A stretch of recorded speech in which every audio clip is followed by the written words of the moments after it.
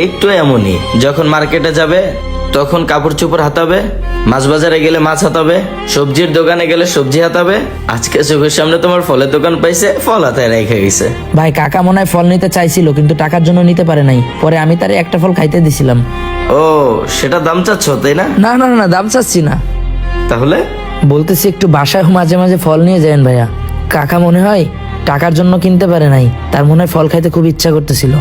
আমার তো ব্যবসার জিনিস ভাই, এই জন্য বেশি দিতে পারলাম না। এই যে শ্বশুর বাড়ি যেমন ফল নিয়ে যাচ্ছেন, মাঝে মাঝে আমার একটু বাড়িতেও নিয়েন। এই যে অসুস্থ শ্বশুর, তার জন্য ফল নিতে হবে, এই ভাবনা চিন্তা করে যে ফল নিয়ে যাচ্ছেন, ঠিক এমনটা ভেবেই বাড়িতেও নিয়ে যান একটু ফ্যামিলির জন্য। ছোটবেলায় হয়তো আপনাদের যত্ন আহ্বান করছে, আমাদের বাপ মা আমাদের যত্ন আহ্বান করছে। আমি এই যে ফল বিক্রি করার পরেও কিন্তু বাসার জন্য, আম্মার জন্য, আব্বার জন্য প্রতিদিন ফল নিয়ে যাই। তো আপনি ফল নিবেন একদিন, মিষ্টি নেবেন একদিন, তাদের জন্য মাঝে মাঝে কিছু নিয়ে যান ভাই। আমার মনে হলো যে বাইরের খাবার খুব পছন্দ করে কাকা। আপনি ছোট থাকতে তো সে নিজেই দায়িত্ব নিয়ে আপনার জন্য ফল নিয়ে যেত, মিষ্টি নিয়ে যেত।